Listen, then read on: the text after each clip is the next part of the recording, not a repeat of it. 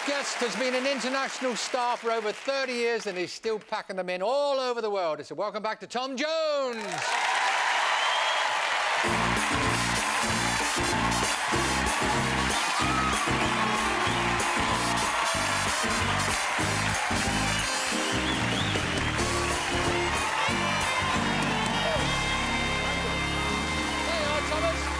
It's still there, boy. Oh, there's good wingman. Good to see you, son. Everything all right? Yeah, it's good to see you, Good. Tom. Now. Yes. Oh, you have to undo it for yourself. Oh, of course. Nice So we can sit down in these trousers, that's the problem. Yes. That's right, those trousers. I once tried your trousers on. You remember, in the dressing room for a laugh, when Tom was having a cup of tea, I said, let's try these on. I need shoehorn, Vaseline. I had this red swirling mist come up around my eyes when I did the zip-up. Let's talk about, Thomas, you've been away far too long. I mean, from this show, it's been 5 years since you were here. And last time you were here, you were telling me that you were trying to get away from the knicker-throwing image. Well, not really. There's a lady in the audience.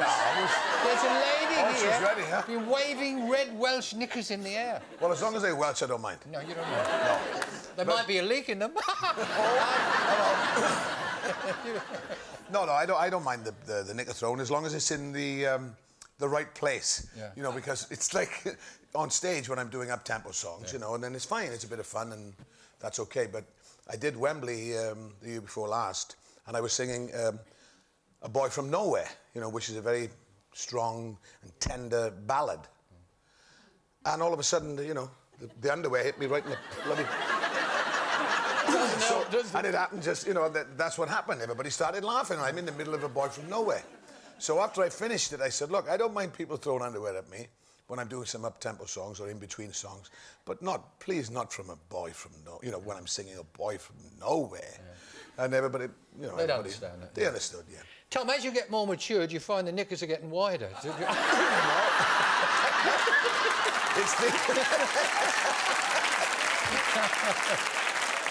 It's the opposite way, actually. Yes? Yeah. Really, Tom? Well, when women get bigger, see, the knickers get smaller, don't they? No, I don't understand that, but if you'd like to draw me a diagram, I'll study it later. Tom, yeah. I mean, yes, you're still wiggling, though, aren't you? Whether you like the knickers or not, I think you'll be wiggling in your Zimmer, I just think... I would think so, yes. When you're going, that's something you have to do. Right? Yeah, you have to do it. Yeah. Do you think that somewhere along the line you could say, look, I'm going to concentrate even more... You've always concentrated on your singing, but there's such a big voice in there. You've got such a big voice. Do you ever think maybe... You know, maybe I should have tried opera. And I'm not being funny when I say No, I know.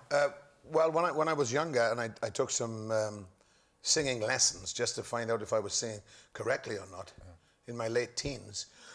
Excuse me. This lady in Wales, she was a soprano, and she said, you should be an opera singer. And I said, I like singing pop songs. I love rhythm and blues. I love rock and roll.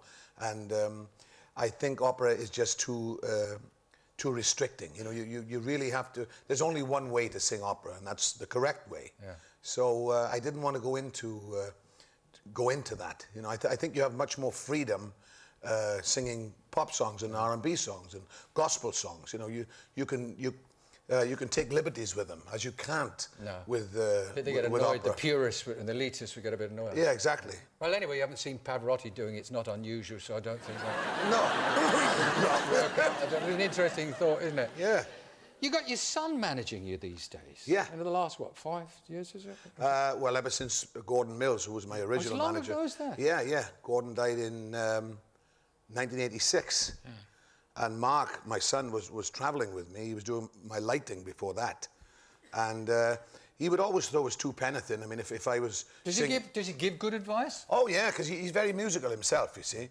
And he's got a great voice. He just doesn't want to be on stage.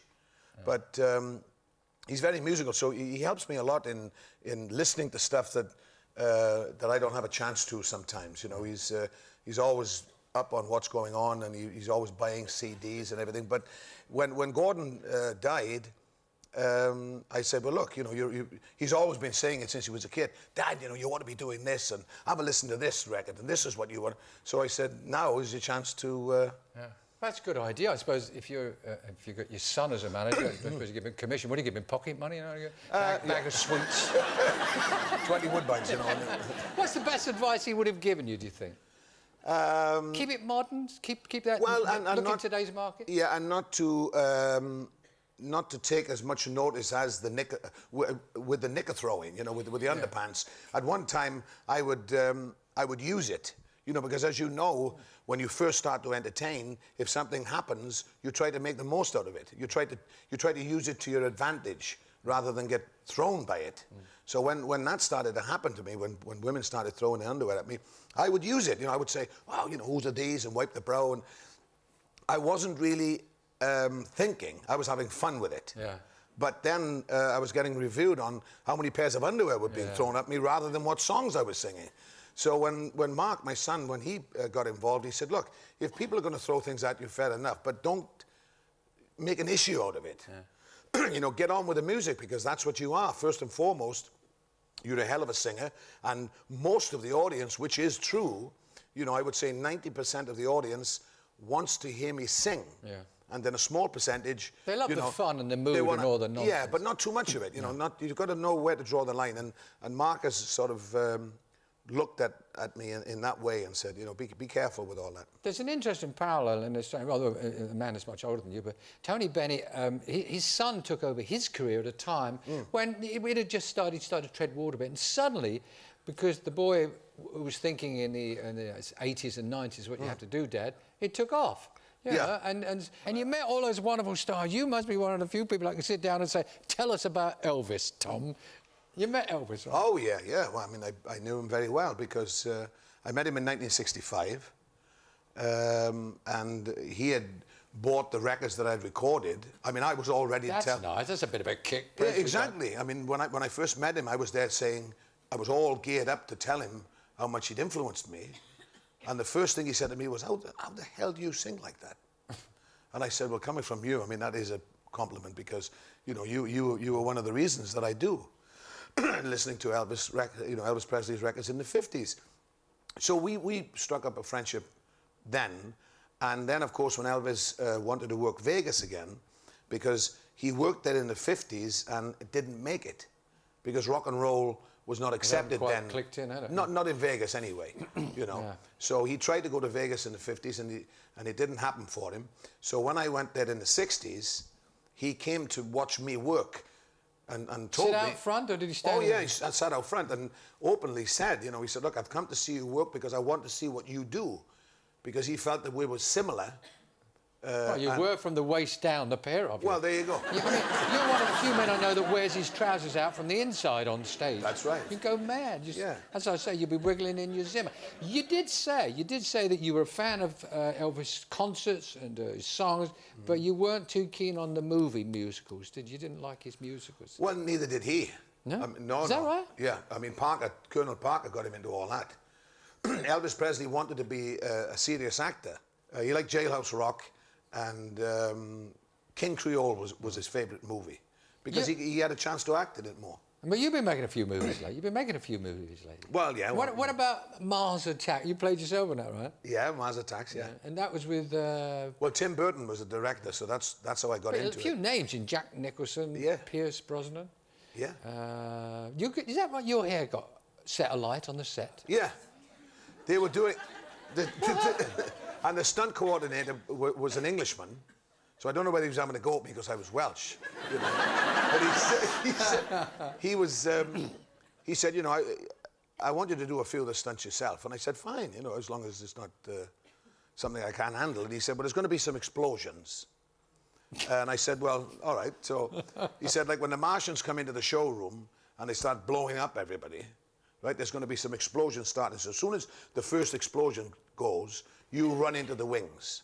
And as you pass the wings, there's going to be an explosion like that, but you'll already be past it by the time it goes off. But when we actually filmed it, and you see this, you know, all of a sudden, it's not just bang, you know, it's like boom, and, you know, these things start blowing up. So I made a dash for the side of the stage, and the thing went off as I got there. So I felt my hair, and I thought everything was okay. Till I got in the shower that night after the show, and I'm washing my hair, and I tried to get the brush to it, and I'm thinking, what the hell? It was all bloody burned. You know, it was all it was all singed on the right-hand side. So the following day, I said, "You the handy bugger, you." And I said, "You know, you I said, "You know, you're telling me to run. It's going to be all right. Don't worry about it." I said, "I've singed all the side of my bloody hair." And he says, "Well, you'll be all right." He said, "You'll be all right today," he says, "because you've got to run past a plane that's on fire, and it's going to be on your left side, so you..." He said, "It'll even it all out for you." Jeez. So, yeah. And you were in the... You weren't in it. I think you should have been in the full Monty. You weren't in it. You weren't in it, but you did one of the songs turning out to be one of the big songs from the movie. It was the last song in the film. What's the title? "You Can Leave Your Hat On." A good title, isn't it? Yeah, because they all had, you know, that's all they left on was their hats. Would you fancy the part in that movie? I'm not going to ask which part. would you fancy doing a bit of that stuff? Yeah, I would have done it, yeah. I'd have gone to full Monty, you know. Would you? Before everybody goes a bit funny on us here, you're going to do this track for us now? Yeah, yeah. And you're going to leave your hat on? I'll leave it on, and everything else on? Exactly. Tom Jones, isn't it good to see Tom again? Tom? Thanks, Dave. Good to see you. Good to see you. Tom, you're going to sing for us now. On your mouth, Thomas. Tom Jones, You Can Leave Your Hat On.